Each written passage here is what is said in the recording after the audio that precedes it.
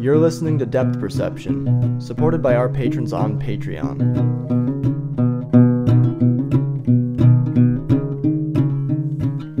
Hi, I'm Randy. My name's Leo. And today we're going to talk about art and what art is and why you can make a convincing argument for art conservatism or fundamentalism or whatever, and despite having made a convincing argument, still be wrong. I guess I'll start with what Roger Ebert said, which I can't quote exactly because I don't remember it that well and I didn't look it up. But he said something to the effect of like, you can't call a video game art because you get to make choices. You have a choice, like, which isn't even true because like Space Invaders, you don't have any choices that you can make except for stop playing. But like when you have a choice that leads you like down a branching path and leads to different conclusions in the game, different endings or whatever, that the fact that it's not like a definite statement that is made means it can't be art. Which is like I said, it's a good argument, I think. You know, in the future, you'll be arguing with a lot of people that make convincing arguments that are wrong about a lot of different things. And That's right, young children. Yeah. Listen to our wisdom. I'm almost 25. Yeah. It's like one of those things that like if he said it to me, I probably wouldn't argue with him. I would know he was wrong. Well, he couldn't even speak at this point. He's dead. So I don't have to worry about it. But like it's one of those things that would probably like leave me scratching my head and like I know in my mind that he is wrong, but it's hard to articulate a counter argument sometimes when you're presented with a good wrong statement. So this episode is based on the idea that like multimedia or whatever the word is can't be art, like layered things like movies and video games that are comprised of different art forms, graphics, cinematography, music, like world building and like rule design and all these sorts of things. These can't be art. And this is compounded with things that like are very stupid ideas that are totally wrong, and I'd be happy to argue with anybody about that. Collaborative works can't be art. Like what was that? What was it that you sent me that was like a piece of music made by more than one person can't be art? Yeah, so I was watching a video that was attempting to chain together in part a bunch of different definitions of art. And at one point I just stopped the video because like the creator of the video started to sort of at least entertain the idea that like, oh, actually it was Roger Ebert said, like, I tend to think of art as like being the product of an individual, and also citing some other artist who I can't recall right now who said something along the lines of like, art is the ultimate expression of individuality or something along those lines. And I said like, okay, well, I said to like Randy sometimes art is that, like, but like right, sometimes that's true, but why? But would you say it's like reductionist? It's stupid. It's the kind of thing where in certain cases, in certain individual cases, that totalizing definition seems to track. But in certain other individual cases, a different totalizing definition, or maybe a definition that's necessarily non-totalizing, would track. And it's this, like, I don't know, what I'm kind of saying is like, so obviously like my overarching position is like that you can't have a totalizing reductionist exclusionary definition of art, but sometimes you can have one that feels intuitively right in certain situations. And of course you see what I'm saying? You see why, like, for you to be able to sometimes say like, oh, art is this, and have it feel right, but also have other times where you acknowledge, well, then there's not really any way to define art so generally. Really what I end up ultimately doing is saying there's no real way to box in art as Yeah, one thing. I tried over the past couple of days since we talked on Monday or whatever day it was after our Borat fight. um, like I tried to make like use as few words to say what art definitely is as possible. Um, and maybe I'm just not great with words. But I couldn't come up with anything. You know, I tried to say that it was like art is a statement, but it doesn't have to be that. Like I think there's I think another one of the like reductive ideas is that art has to be about something. It has to be purposeful, or you know, even if somebody would never divulge their intentions with creating the art, that you must have had something that you were trying to get across. I think this maybe is because like we have this cultural idea of the muse or whatever, that all art has like a divine inspiration, or a divine in quotes inspiration, which I just think doesn't necessarily have to be true, because like I gave like a slight roasting to modern art earlier because it's annoying and it's like a cash grab most of the time, because dummy art collectors will pay hundreds of thousands of dollars for a blank canvas or whatever they do. And like nobody puts a blank canvas up anywhere for sale because they had something to say. Maybe that's me being like a fundamentalist, because like what if it's to say that like art is corporatized and like it doesn't mean anything. But That's like exactly what I would have responded with. if it's in a museum, shut up. Don't even talk to me. I have no interest in it. If it's for sale, okay, maybe I can make an allowance that it's a statement. But like if somebody puts a blank canvas in a museum, they can just shut up and go away. Oh, I actually would, to be honest, would say that I'd rather see it in a museum and see that somebody's dumb name was on it than find out somebody's selling it to somebody else. Like I'd rather it be a part of history, and maybe a really honest part of history, than like a thing that's floating around as an actual commodity. Yeah, I'm not. One thing that I'll never say for certain is that I'm not going to contradict myself, because like I think the White Album has a great cover, but I didn't buy the White Album because it has a good cover, because I don't actually own the White Album. I stream the White Album. I guess that's the trouble with like being a reductionist and trying to give examples about things, is that like there's always an answer to it. And I don't want to just like say right now that it's fruitless to try to that it's pointless to try to define what art is and make rules about it, because like I think there should be rules. I mean, not like stupid Fight Club rules where like the first rule is that there's not any rules and the second rule is that you don't get to talk about the rules or whatever it is. Like, I mean, I definitely think there are guidelines, like whether or not it was like an important statement or whatever. That French guy that canned his own shit, like he needs to shut up and not be an artist anymore because it wasn't worth it. I'd like to take what you just said and slightly amend it, and so that I can agree with it. I don't think there should be rules in art, because I think it resists rules for the same reason that it resists definition.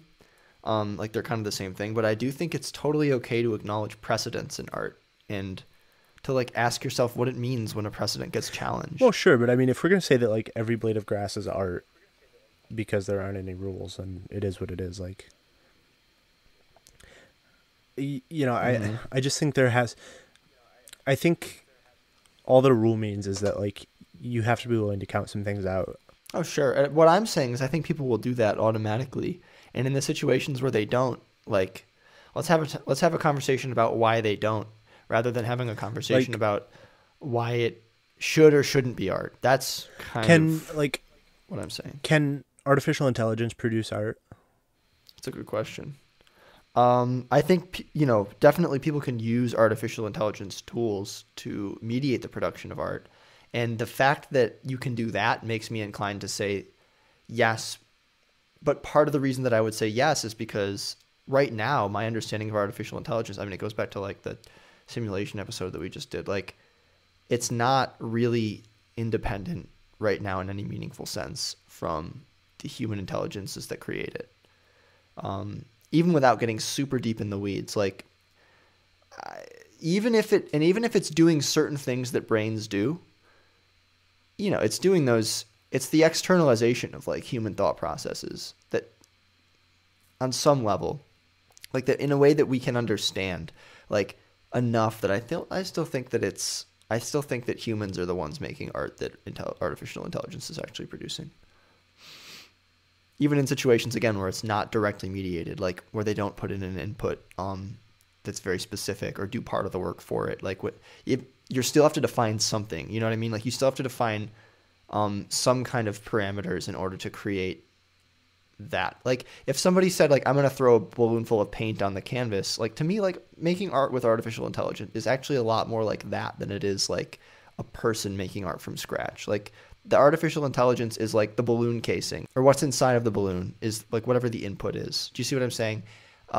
You know, and the algorithm is the act of throwing. So like, I mean, there's what I just mean to say is that like, I don't think that we're at a point where we even really have to ask that question yet. Yeah. That's me. Yeah.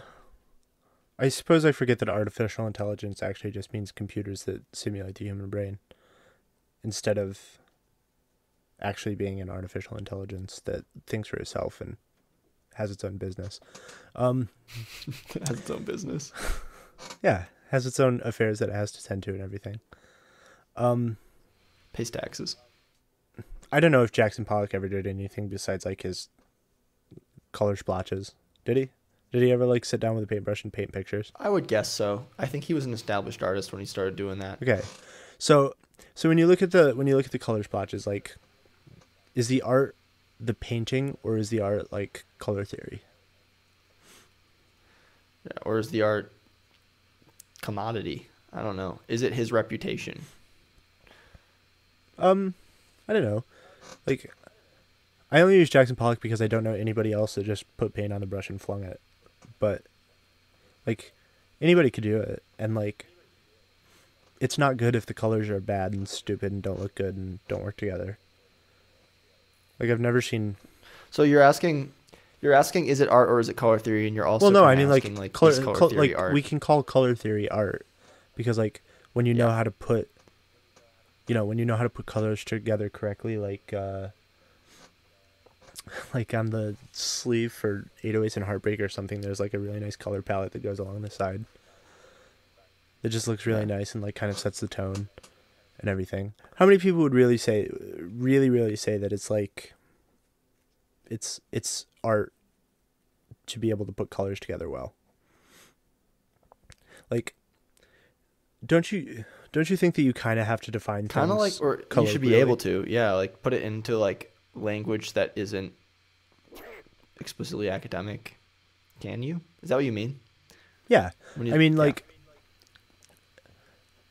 well, I don't know if that's what I mean, but like, you can't use Webster's for everything. Like, you have to talk the way that people talk, and like, do you think that maybe the general perception of art should be what art is?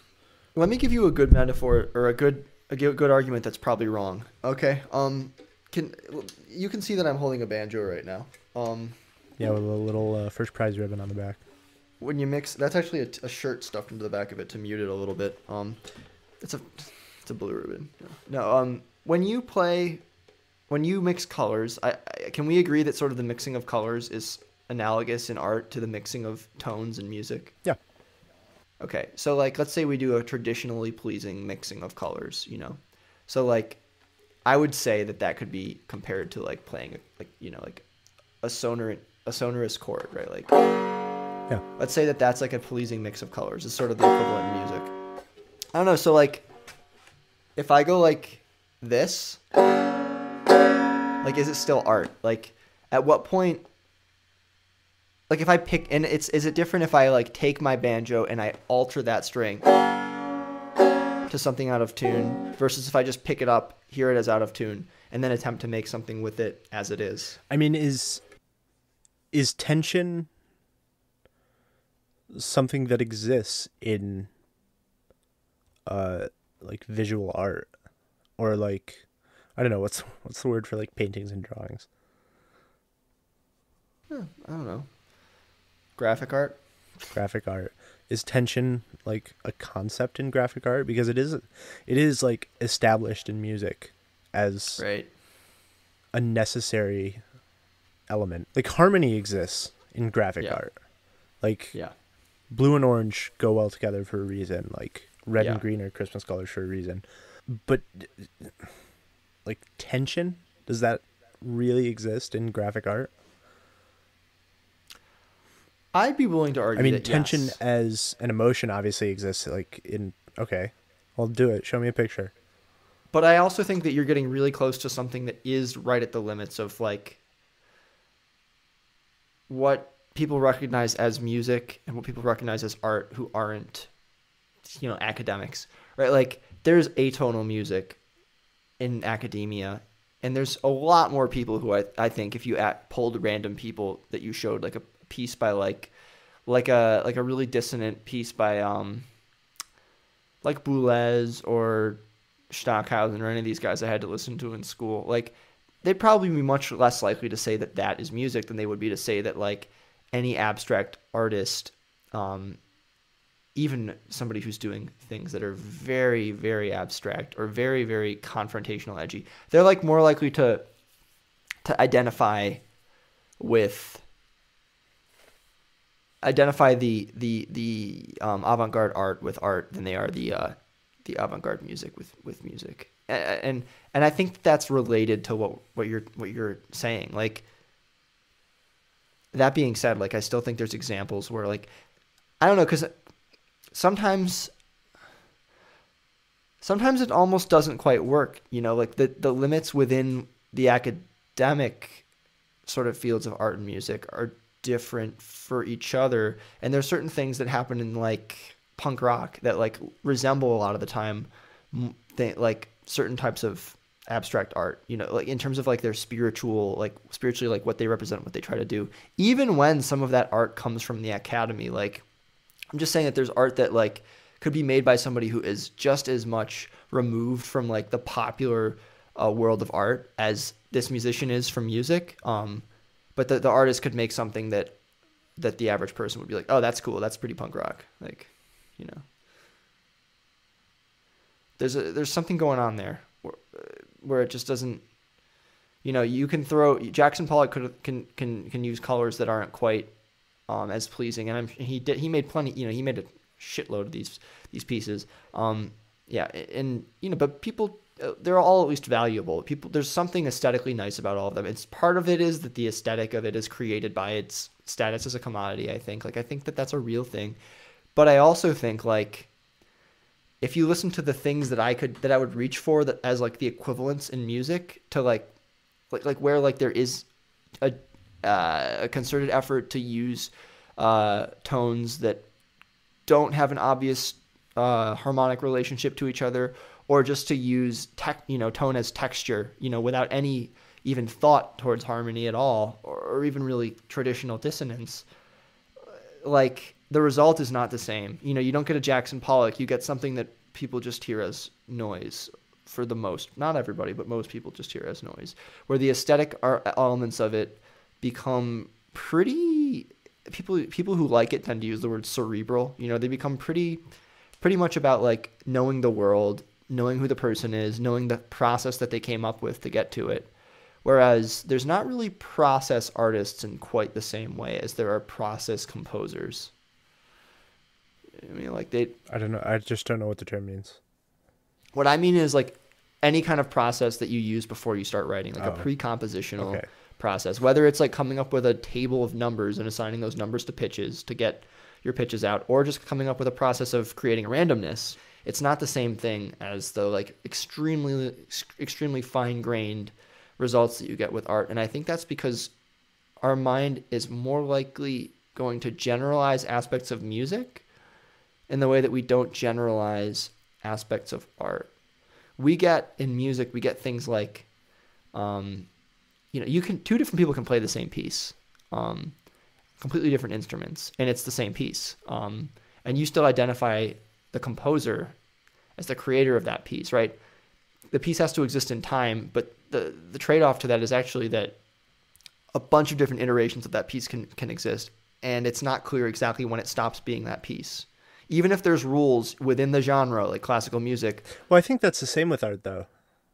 Well, but is it? I mean, well, I asked two people to paint like all I mean to say is, yeah, the object that they're painting is the same, but the object in music is more of a self-referential. It can be an abstract thing. It can be like, this is the song. It's these chords. It's these ideas. When two people both paint a flower pot or something like that, they're not. The second person isn't covering the first person. You see what I'm saying? Well, you actually picked a kind of example that I wasn't going to use. I was going to say, like, have you ever watched videos of people doing, like, art along with a Bob Ross video or something? Yes. Like, so you're trying to make the same painting and it comes out different. You know, like, that's like the same as, like, covering a song to me. I like that. I wouldn't have thought of that. And right, but it doesn't have the same position. It doesn't have the same position in art. In visual art as like a thing that. Well, yeah, you would never get away with it. Like, you can cover songs all you want, but like if you make the same painting as somebody else, you're gonna be like ousted. You can't cover a painting. It's funny, isn't that funny? Just like as a brief tangent, that like you can do like a shot-for-shot remake of a movie and people can be perfectly happy with it.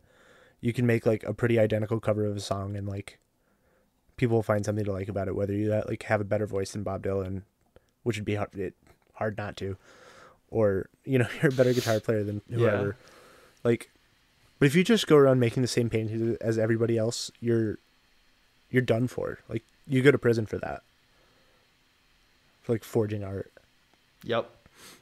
I mean, do you think that is ever going to change, or do you think it's going to become less acceptable to like? You'll never hear a cover of a rap song.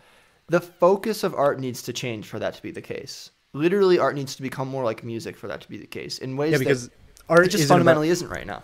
Art isn't about the paintings, like right. It's not about the continuity of a message. Yeah, it's about the creator. And like, what is the closest thing that we have to visual art that is like that? I would say is writing, like communicative. Yeah, and obviously, like this doesn't really apply to enthusiasts, but it doesn't apply to enthusiasts about anything. Like, yeah. The whole thing is that like there's not that distinction between music enthusiasts and professional musicians in the same way that there is with art. Like an art enthusiast is going to care about like the detail of the Sistine Chapel, and they might not really care about Michelangelo.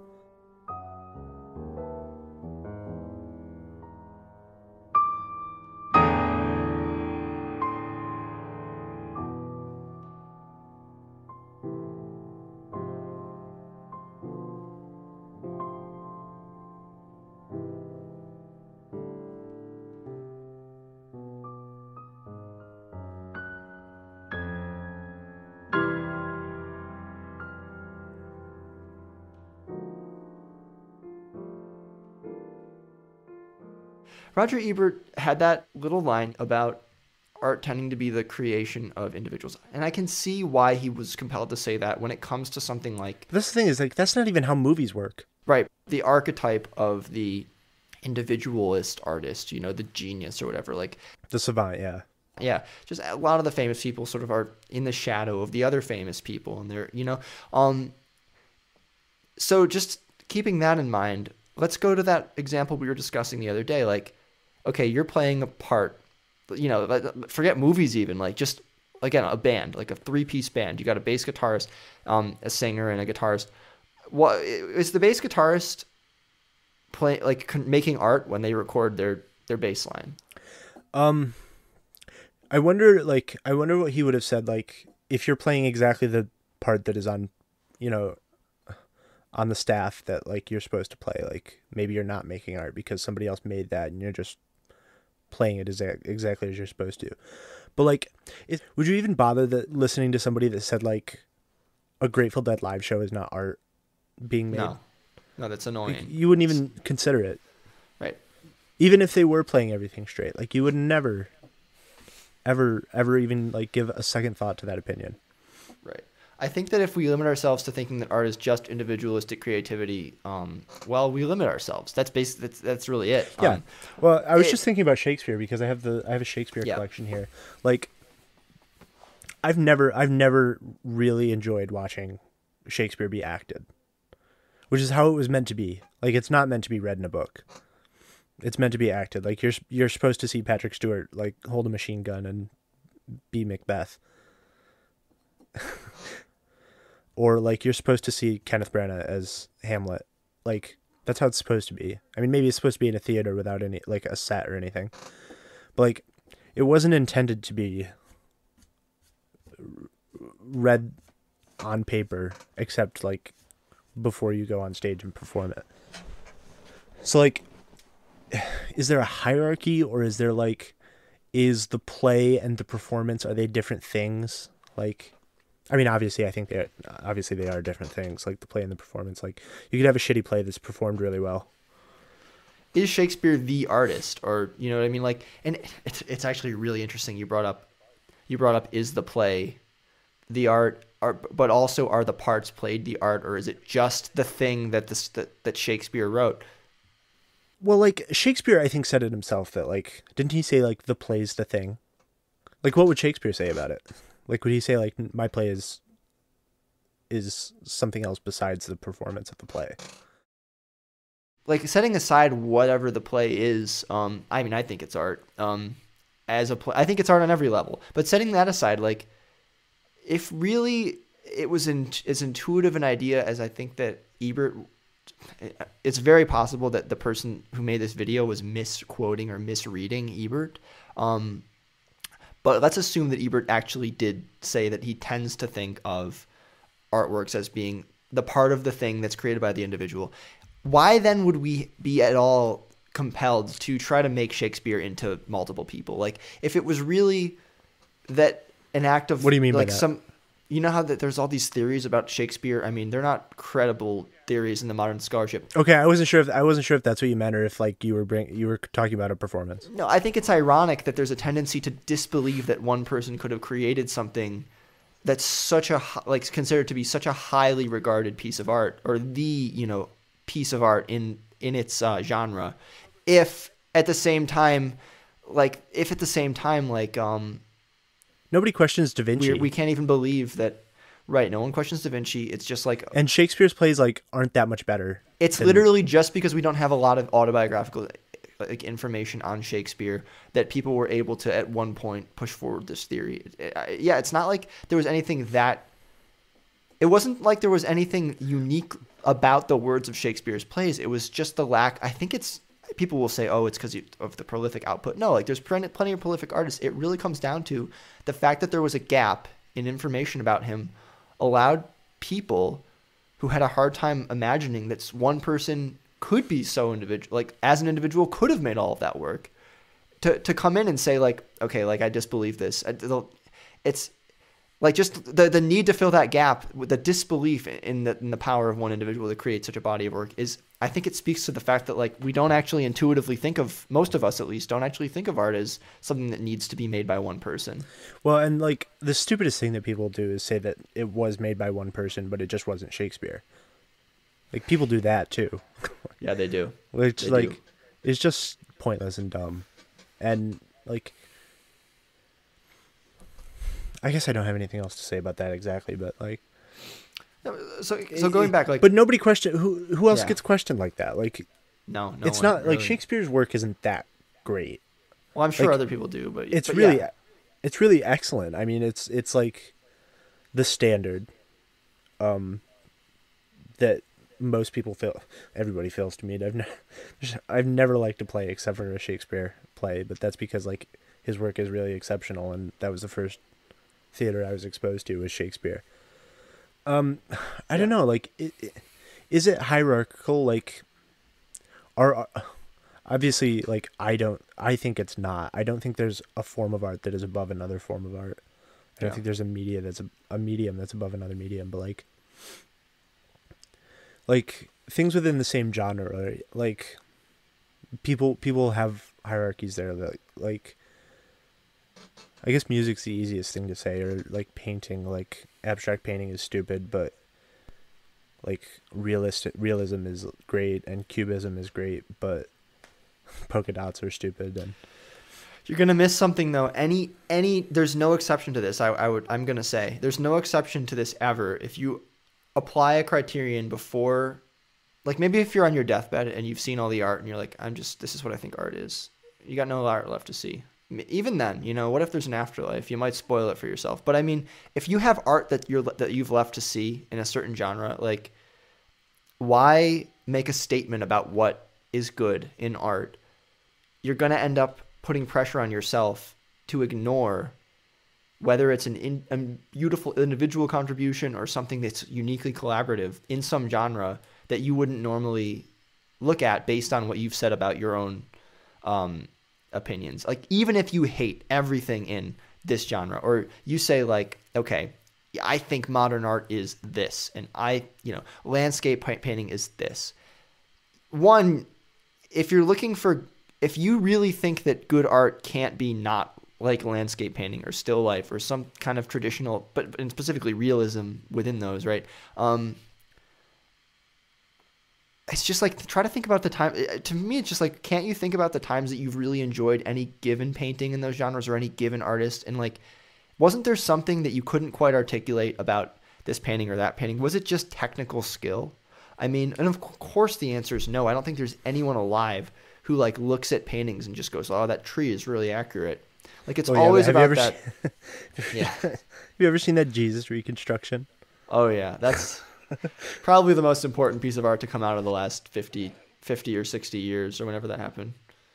Bless you.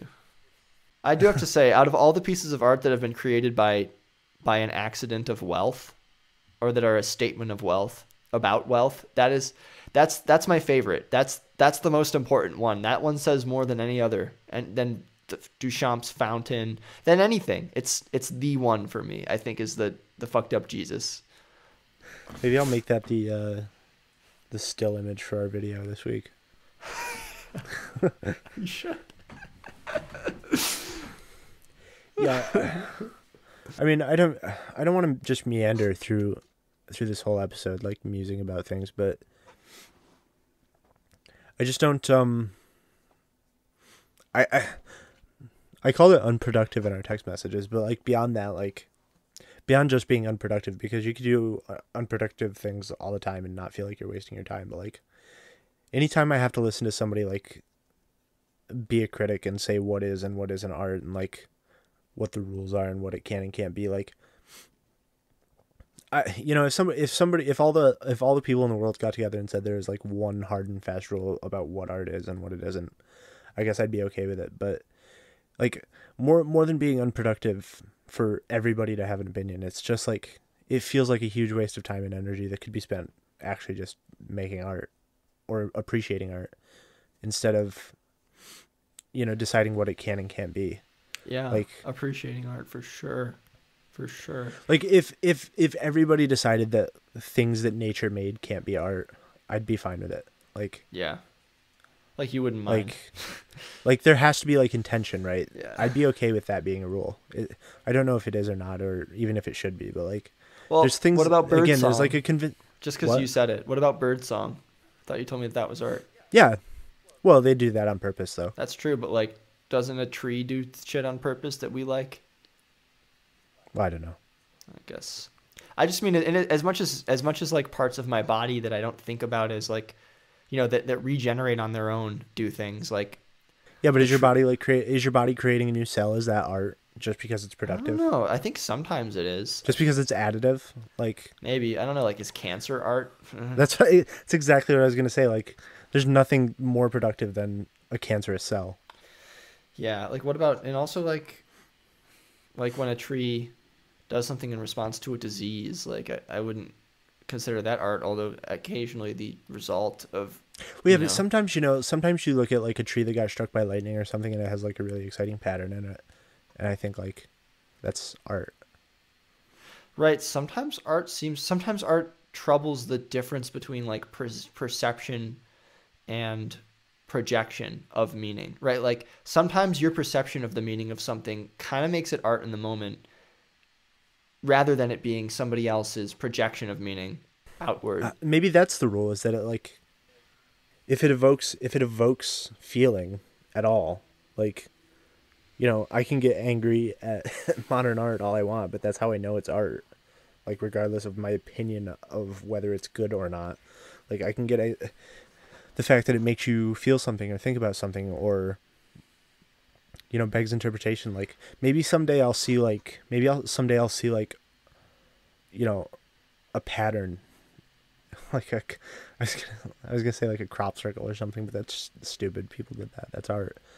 Like, maybe I'll see a pattern like in a tree that was struck by lightning that makes me think like, it affects me so deeply that I would say that like, it would make me think that like maybe God is real for a minute or something like that.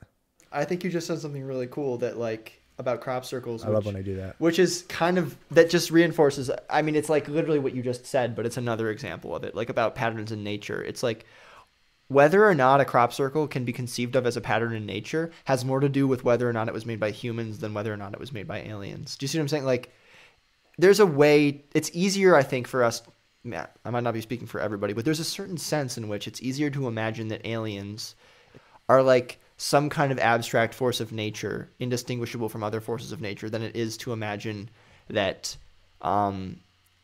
like, they are something akin to humans, like meaning that they have the same like types of intention that we have. And I'm not saying. Wasn't it so funny that like, right, go ahead. When like, for a fact that people made a crop circle, you're thinking like, you think like, why are these idiots trying to waste my time by doing this? Right. And when you're really convinced that it's aliens, you're like, they're trying to tell me something, but right, but it's not right. But when it's aliens, there's meaning in it, and when it's people, it's like the meaning is obscured. It's the just art a is nuisance. obscured because it's a nuisance, because it's a plea for like a belief or at least a media narrative suggesting that there could be belief, like something to believe in, rather than like an expression of meaning outside of that. But honestly, like it's a slightly less commodified and more just like purely spectacular meaning, like of a spectacle, right? Like version of like what somebody does when they throw up like some trash and be like, this is art. Like it's kind of pretty similar to that,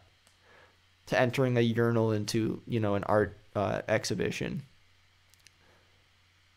It's just that you hide it a little bit, right? And it isn't mediated by critics. Instead, it's mediated straight through the media, right? Like you skip the filter of the the art world or whatever before getting into people's consciousness by doing this little trick with like, oh, maybe it's aliens.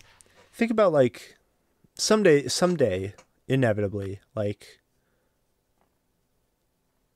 another species will be capable of what most people would consider to be art, right?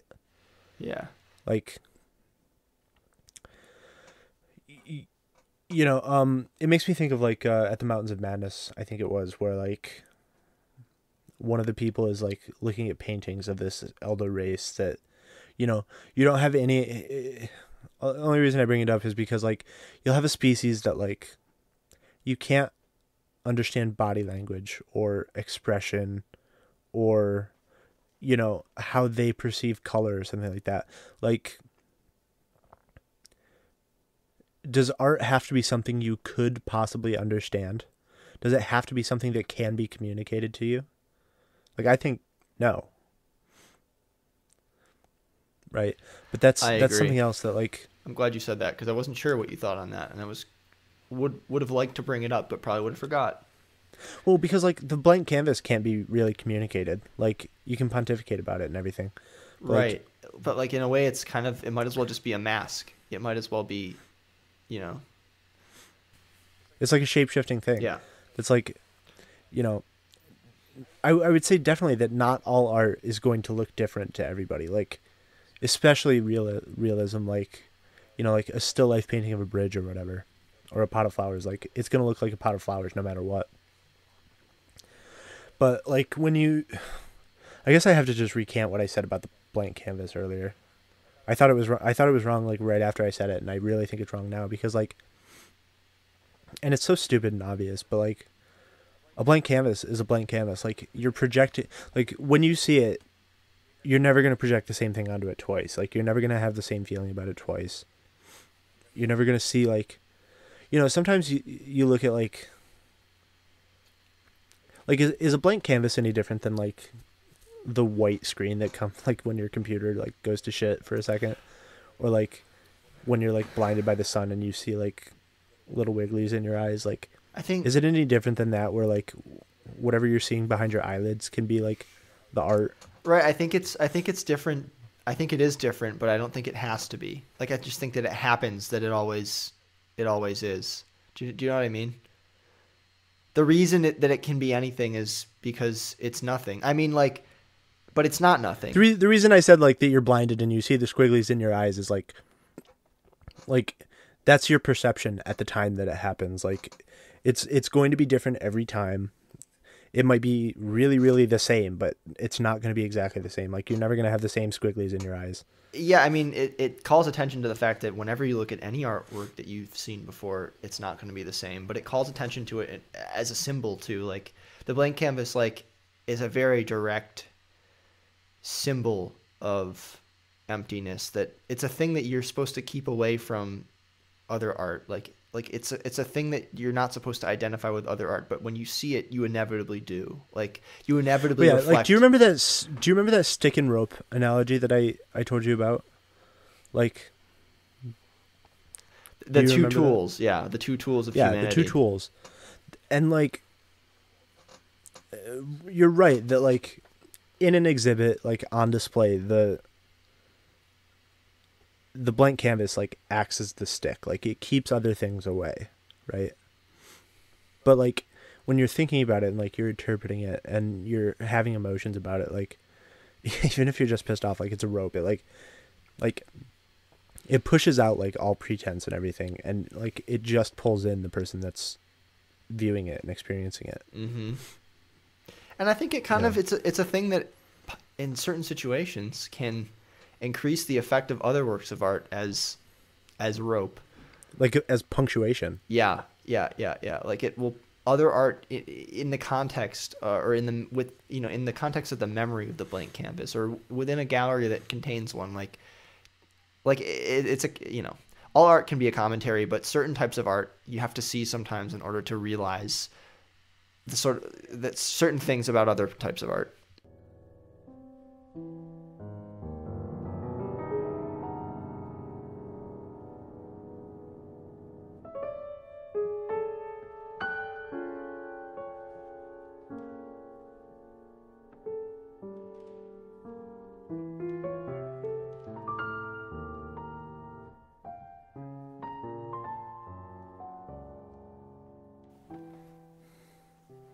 Well, my favorite piece of art probably ever is probably Crazy Cat, the comic. I still love Crazy Cat. I got a I forget that crap I load of forget books that you behind didn't me. make that because No. because my only thing that I associate with Crazy Cat is mustard. Mustard the cat that I drew. Yeah, I draw these cat cartoons. I mean, I love naive art, but I also love really surrealist I mean, Crazy Cat's a lot of things. I'm not going to try to go into it right now because someday maybe I'll do an episode about it. Although I don't want to be another person talking about Crazy Cat with nothing to add, and I could go into that later. But it's just the reason that I say that is because like I have a personal relationship with it. Other mediums, comics aren't my favorite medium. It's kind of the only comic that I actually care about.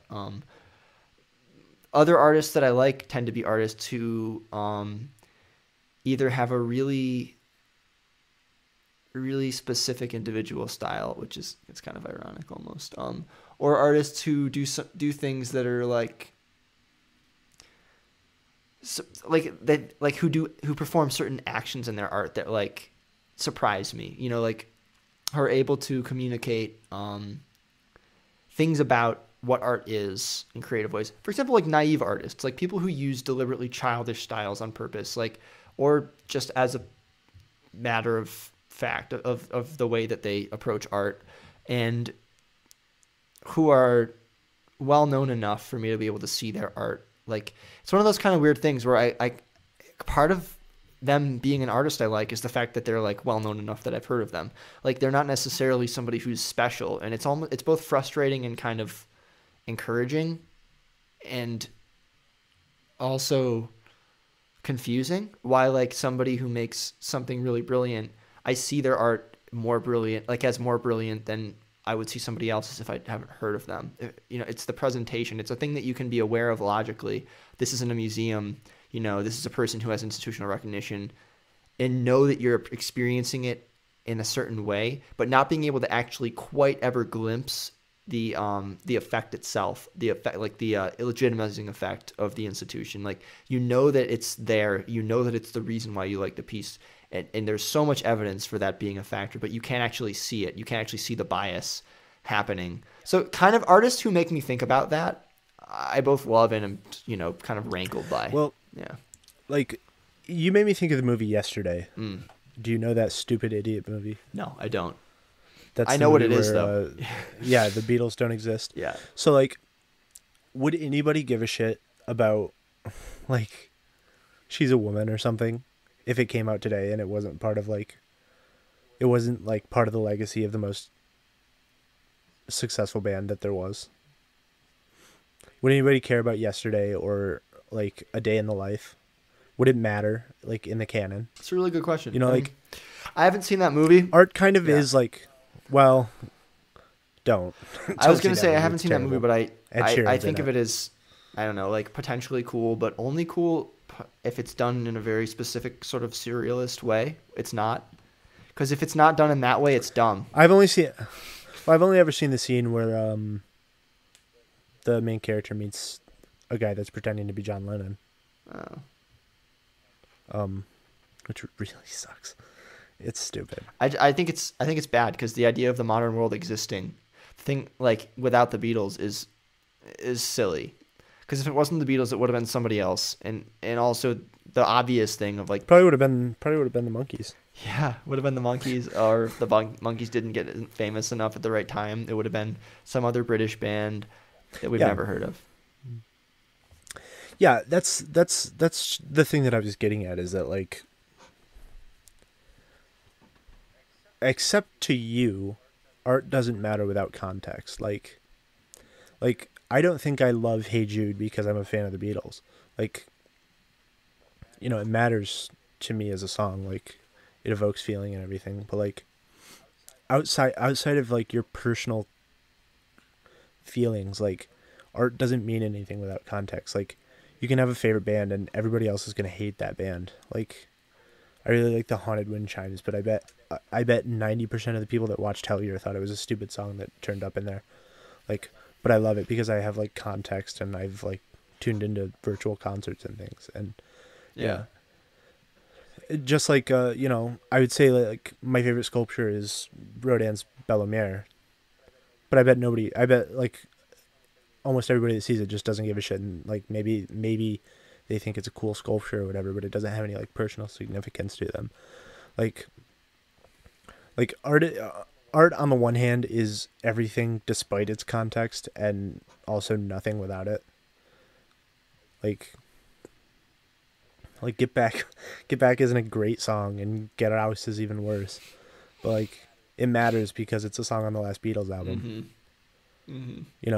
Right. Like, art sometimes in that way, especially in the context of mass pop culture and mass media, is sort of like an arbitrary fluid that just, like, shows us what the channels of movement of information are and where they are. Like, again, the Beatles, the machine that launched the Beatles, like, is a machine that wasn't built specifically to launch the Beatles.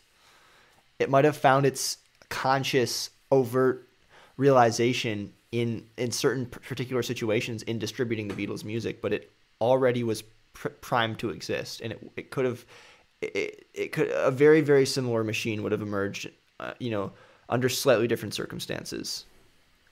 Well, how about this? How about, like, is the 12-bar blues, like, the most important piece of art ever created, ever discovered, like, ever pulled out of the universe? Like, is there anything more singularly important than the 12-bar blues? Shit, it's hard to think of anything that's more important than the 12-bar blues. Unless you want to make the kind of argument like, oh, well, the earlier 12-bar blueses that, like Delta blueses that didn't have 5 chords, like what about them? Like what about like the field hollers that most people who have studied this think are the inspiration for the Delta blues? It kind of exists outside of the time that created it. It has it's kind of largely erased people's memories in pop culture of the blueses that preceded it, and it's indistinguishable from the types of music that came out of it for a while after. Or what about just the condition? You know, you can kind of keep going back and out and out. Like what about the field hollers and the gospel music and like African genres that came before that? Like, would we have the 12-bar blues without the Bible? Would we, like that's the thing, is like you have to keep like it's your revelation. Like you keep peeling back layers and peeling back, and like you get to the thing that influenced the thing and the thing before that, and like, you know, I think it's all well and good to like not be critical and have an idea of hierarchy. Well, here's you know, as soon as here's the conclusion that I reached, which I feel like you're kind of getting there too, maybe, is that, but let me put it in specific terms. The 12-bar blues is more important than all of those things because it kind of overwrote a lot of the history that came just before it, especially like field hollers and the, you know, the earlier Delta blues, which had a slightly different progression.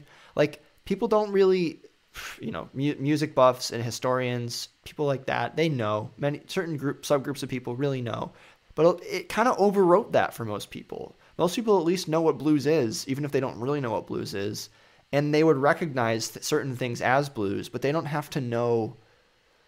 And they're the kind of people that if they were to go research it, the conclusion they would come to is a blues is this progression, usually with this many bars and these 3 chords. You know, like it's a blues from a particular time that kind of obscures the history that came before it and kind of doesn't have a clear end point with the history that came after it. Like it gives birth to these other genres and it kind of blows up. And it just sort of becomes all those other genres. It becomes the different aspects of it in different genres, but like the blues goes on in all of these other ways. It's more important. Dude, the blues goes on. The blues goes on. It's more important than what immediately preceded it, and more influential in a way than what immediately preceded it, and then what comes after it, because it's kind of it's not just an event in history. Like it's sort of,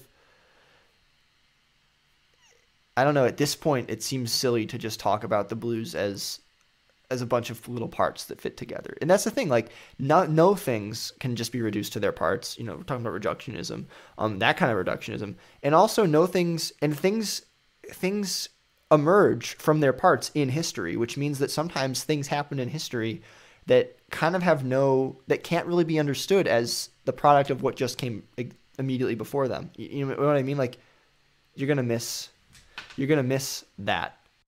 I really like listening to like Negro spirituals and field hollers and, you know, all kinds of the things that preceded the blues, but like, and I'm almost certain I'd rather listen to them than like have to listen to like every friggin' single permutation of the 12-bar blues that happened over like 100 years of music.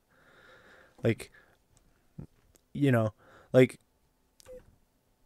it's one of those things that like, yeah, the 12-bar blues is really important, and like there's a lot of great songs that use the 12-bar blues the whole stupid time, and like it is important because everybody uses it for everything. I mean, how many friggin' songs from the 60s and 70s just use 12-bar Crowd blues? Load, yeah. I mean, not to mention every pop song in the 50s almost, if it wasn't half of the entire Beatles catalog, half of jazz for a while. Is it just because it's that good, or is it because it's like easy for, you know, like did every blues musician outside of like the Delta blues scene, like did they use it because it's really good and it's really effective and it like really communicates something, or do they use it because it's easy to write a bunch of songs while to only one scale? It's a like, thing that built up into a different thing. Like, yeah, is the value of art like you can't say that it comes from uniqueness or creativity, because like I would argue like you can do as much as you want, but if you're using the 12-bar blues, This is, like but you're this not is the being thing. This creative. is the kind of thing where like no one created the rule. No one said you got to play blues. But nonetheless, like Dude, the devil said it to Robert Johnson. well, but nonetheless, like the rule emerged, right? So like if you want to say that that's a rule, that's fine. But I think that the realist rules, if you want to call them rules in art, are like constraints that emerge that are like self-imposed by groups of people. They're kind of like cults, except the stakes are lower. You know what I mean? Like maybe cults in the older sense of minor religions, you know, or sub-religions of a greater religion that have a focus. You know, like genres are kind of like that. A lot of the things in the world take the place or take the shape of movements that impose a specific constraint or like devote themselves to the mastery or the expression of or the search for something.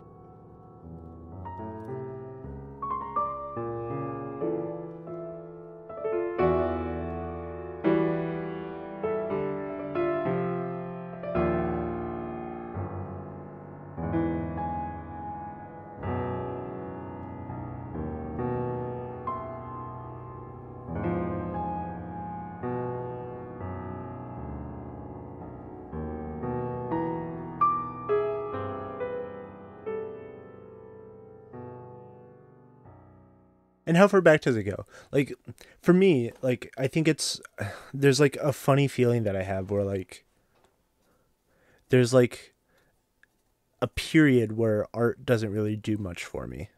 Like, I mean, not that I couldn't find something if I looked really hard, but like, I haven't been interested enough by the things that I like, that you do see. Like, I'm not like so like entranced by Greek pottery or whatever the hell that I have to go and figure out what else like the classical artists were doing at that time.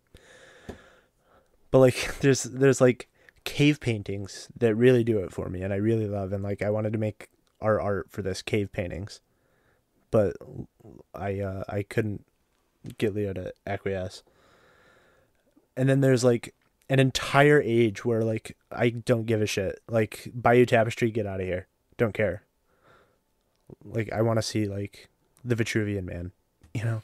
There's like thousands and thousands of years where like, huh? Why is that? Is it the individuality of the artist that pulls you in, or is it I don't know. I don't know what it is. It's like it's one of those things where like, I mean, there's got to be something, right? There's got to be something that like gets me into art from one period that like, you know, I mean, I'm gonna say, this is gonna be a theme, I guess, for this podcast, where I say names that I don't actually know anything about. Like if it's like the high end period or whatever, like that gets me into the period before that, but then like that has ties to a period after that, which like throws back to a period from way far ago that's like being revived. You know, like there's got to be like the thing that gets me there. But like when I just see like orange pottery with black paint on it, I don't care. When I see like, you know, like even the Colosseum, like it doesn't do it for me, even though it's like one of the most impressive pieces of architecture ever. Like the periods, the periods, the full stops, yeah. Oh, that's not the kind of period I was thinking about when I said it. I was thinking of like a Rorschach test. That's an interesting way to phrase that. The pyramids, like they don't really do it for me, and it's not just that like architecture doesn't do it for me, because I really like the look of like brutalist architecture. Like I think it looks really good. It's like it's not that I don't care about architecture, it's not that I don't care about pottery, because pottery it's not any different than any other kind of sculpture. Or like, although according to whoever it was that said that compounded mediums can't be art, would like hate pottery because it's paintings and pottery. Right. What if the artist is the same like, person as, you know, the potter, like the painter is maybe the same person as the potter, then it's art. But if they're two different people, it's not art. I don't think that Roger Ebert meant that, but like I just love the idea that he he can't have meant that, because his whole job is to call movies art or not. And like, has there ever been a single movie that was even worth anything besides like laughing at, like pointing and laughing, like The Room, that was only made by one person, is like the complete vision of only one person? And the movie that everybody loves more than any other movie is the first Star Wars movie. And like if it was up to George Lucas, that movie would have died. Like that movie was like famously saved in the editing, really, like, in the editing room by famously, like, well, because what happened when George Lucas was in charge was the friggin' prequels, and those are the worst movies that have ever been. I'd rather watch The Room, although I'm gonna have to watch the prequels starting after next Wednesday, I guess. I'm probably going to start sooner so that I can make sure I fit it in without getting overwhelmed. Well, I just don't want to give myself enough time to purge my memory. Jesus. Yeah, but it's a real risk. The first movie I remember ever seeing was The Phantom Menace. I didn't make it past the pod racing scene, and I've never seen The Phantom Menace since then. Oh, I've seen it many times. I had it on VHS.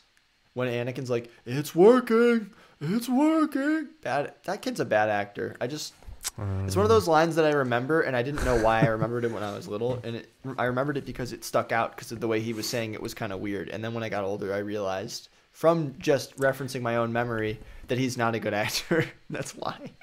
Hayden Christensen is in an episode of the Goosebumps TV show, which isn't a great show at all. I did not. And it's from like the 90s or something. I used to watch that all the time. That was a good one. Was that art?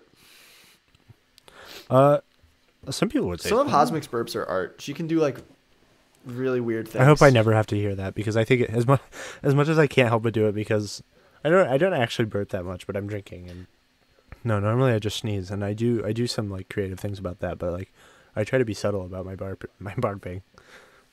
You're barping. Randy's barps.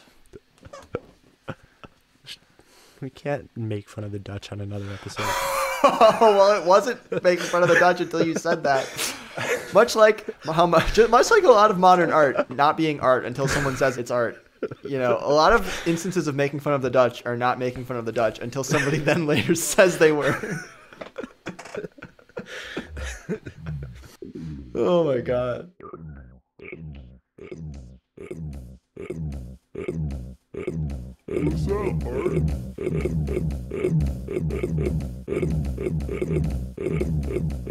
What's that, art? Was that art?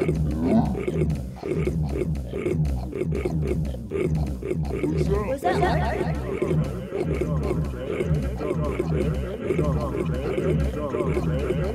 Do you have any last words, sucker? I am not a crook. I'm not a crook. One of my earliest memories of my grandpa is my dad and grandpa talking about some adult thing that I didn't understand. There's some man on the TV, and they were like, "Leo, put your hand up like this." Was it Watergate? It's totally Watergate. It was like a documentary about Watergate. They're like, "Put your hand up like this and say, I am not a crook." And they like made me do it, and they just laughed at me.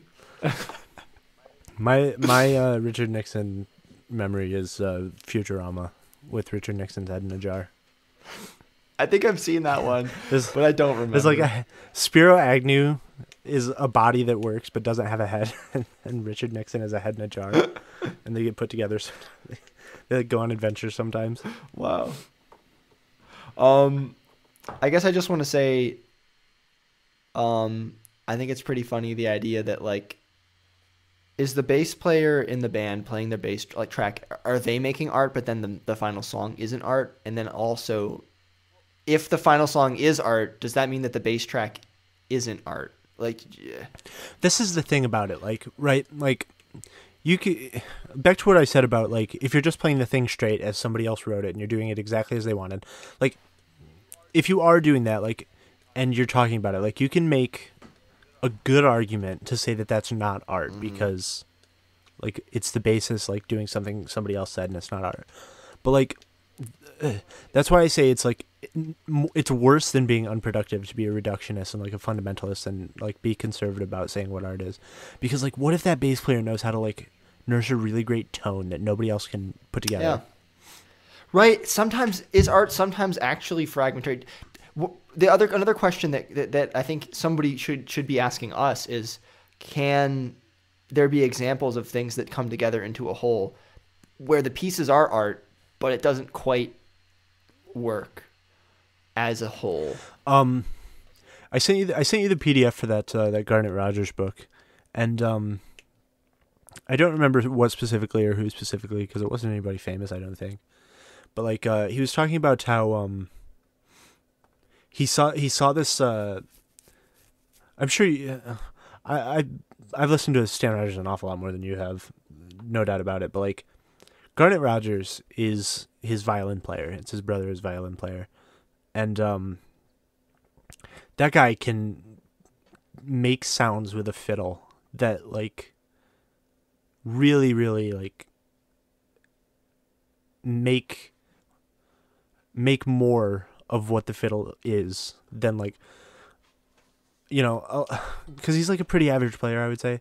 Like he's a pretty average player, but he's like able to get sounds out of this fiddle by, you know, via techniques and shit that like you just wouldn't expect to be able to come from a fiddle. Like a good example is like on Three Fishers, or I think on Blue Nose.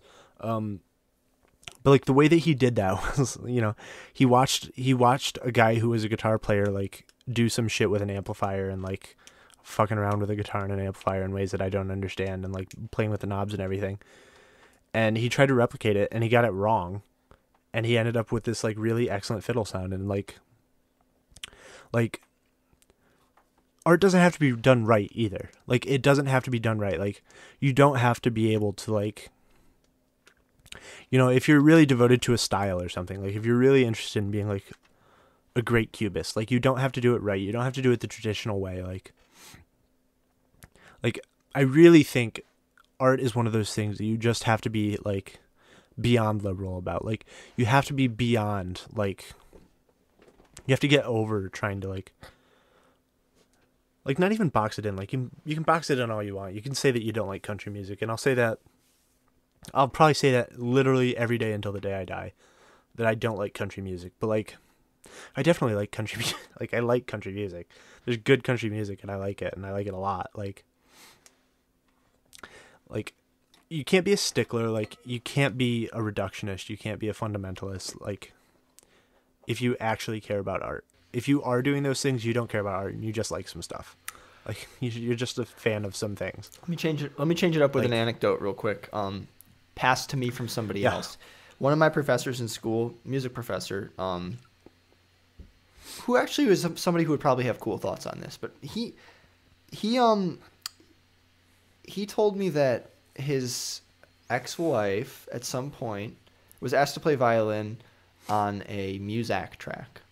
Literally, like, was going to go in some mall, music? Some elevator somewhere or something like that, you know? Apparently, I think it was... I shouldn't roast. I would. It's cool, yeah. Like if you're a professional musician, they tap. You know, probably just you live in a city. You know, you have a reputation as a musician. You're gonna, you know, probably a lot of people got asked to come in and do music recordings. And here's what it was: she went into the studio. They gave her a click track and a sheet of music, and it was just her part. And she played through it, and they mixed that in with all the other musicians. And turned it. I don't know if she ever even heard the final result. You know, they might not have even thought to send it to her. But yeah, it was literally just recording the piece. Like it's the extreme version of what you were talking about, right? Like with the person who writes the music for you and gives it to you, and like there's still art in like how you match the tone with the overall piece, and you can hear something else that's, you know, happening. Unless you're the drummer, usually, you know, you can hear the other parts that are taking place as you're recording. She didn't have any of that. She wasn't able to match intonation, get those notes fully in the chord correctly, and do all the little things that a professional violinist would do. She just had to, I mean, she could do it a little bit by guessing based on like what the key was, but not in the same way. And that not every the other musicians aren't necessarily going to be quite as good or quite as attuned or have the same exact instincts as she does. And since they're not in the room with her, like the part of the art that she misses is exactly the part that is collaborative. It's the part that's about surrendering your individuality or combining it with somebody else's to create some kind of like apparition of a wholeness, that transcends any individual person. She didn't have any of that. She just had to play through the notes on a page. Even then, I think that what she's doing is art, but the question is like, is the Well, final that can be the product... question. The answer is yes. Well, the thing is, I agree that it's still art. What I think can be specified, though, is that when you have people who are all working together to create like a meta art, what I mean is like something that is the product of various moving parts. There's not one way to sort of define to get the final product out of that. What I mean is there's not one way for people to organize themselves such that they project, some kind of synergistic, or synergetic whole, right? And if people really are in control of what they're doing and they're acting within like a practice, and like a discipline, they might all have a really close idea of what that final result is, and they might be able to all get there together. But the only person's vision that really, really matters with something like Muzak is the person who's stitching it all together, who's mixing and probably also mastering it, or like if you look at a band like the Shags, where like none of them, they're these sisters, they didn't know really how to play music. Their dad was kind of forcing them a little bit into becoming a band because of this prophecy or whatever that happened in his life when he was young. And so in a way, it's the vision that's executing control in that situation is kind of the dad, because like he wants his daughters to be a successful band, but the result that comes out of that, maybe somehow they wanted it to sound that way. But I get the feeling when I listen to the Shags that what they created is kind of, it's not whatever they thought they were aiming at, wherever they thought the art was going to appear, whatever point, in art space that they thought they were shooting for, they missed it, right? And whatever they created was something over there, it was, and it's still art, but it's not the art that anybody expected to come out of that collaboration. And it's not that you could have expected it to be unpredictable. It's just that because it was an unpredictable combination, there was no precedent for understanding what comes out. And I think a lot of the things that people don't call art are the things that just completely fall outside of what their expectations are. But the thing is, by listening to those things and either reverse engineering it or just letting it be what it is, you get a sense for like a new type of sort of subs, like your mind is open to the possibility of a new type of approach to art in collaboration with other people that can get you there. You think, well, how could you be a person who like worked with other people to create that? How could I make art that sounds like that? You never would have thought about how to act in an individual to contribute to something like that without having heard the final product. And the Shags are a great example because, if you heard one of them playing alone, you would just hear them playing at one tempo and like a little bit out of sync, a little off key. You wouldn't hear the combined effect of like three different tempos at once. Yeah. I just read the forward and afterword of this songbook today. And it just made me think, he just references, if you have any like better idea of how to play these songs, like if you figure out a chord that goes better somewhere, like send it to me so I can steal it from you in the folk tradition. I love that. Like, and be a proud member of the folk tradition is like, that's so cool. You using all these, well, you can't do it anymore because the guy, he dead. But like, the thing is like using these like reductivist idiot ideas of like, you can say that this is art and you can say that this isn't, instead of just like letting it be, folk music becomes not art, right? Like it erases like the history of all art, because like all art is communal. Like even if you're doing it, like even if you're like an innovator and I always imagine Da Vinci as like locked in a tower somewhere, like with everything that he could possibly need on increasingly deeper floors, and like he's at the very top, like doing his own thing.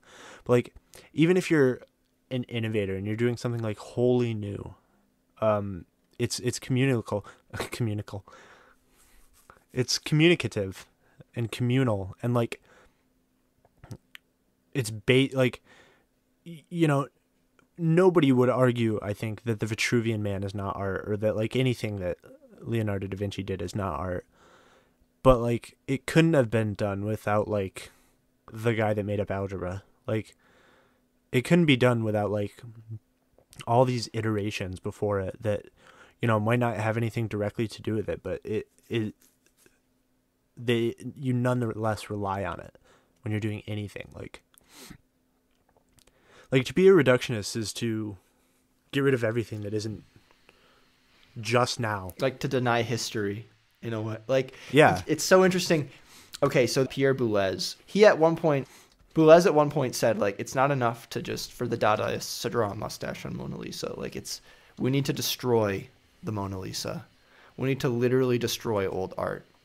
And I thought that was kind of cool at the time. I mean, I didn't agree with it literally, but I'd never thought about it. I'd never been asked. I mean, it's very like punk rock. No one had ever asked me to think about it. And the thing is, if you listen to his music, you'd be like, whoa, this is the guy who said that? Like, oh, he's a musician? He died in 2016.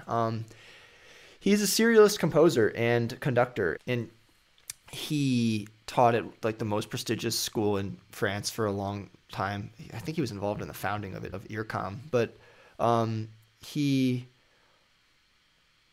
the man said that, but he also like wrote music that was sort of,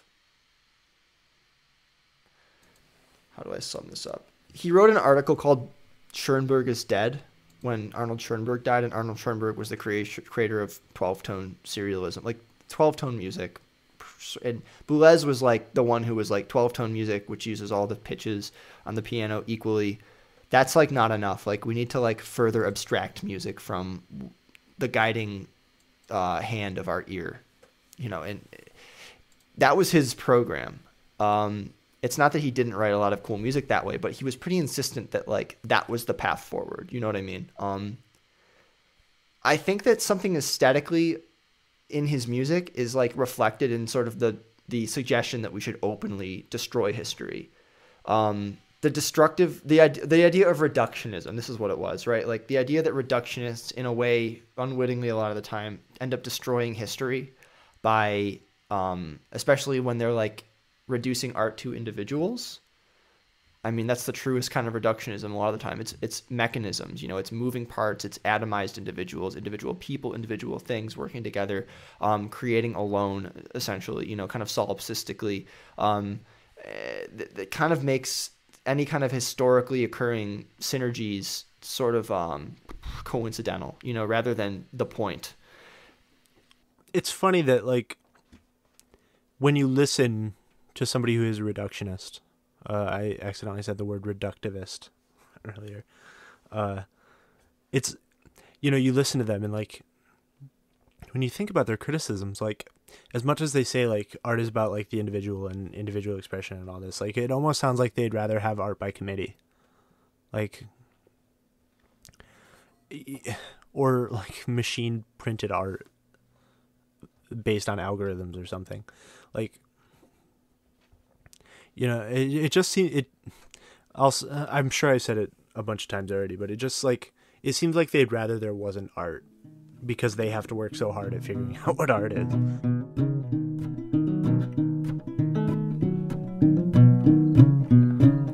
Thank you for listening to Depth Perception. You can support us by subscribing to our YouTube channel, kicking us a little bit of scratch on Patreon.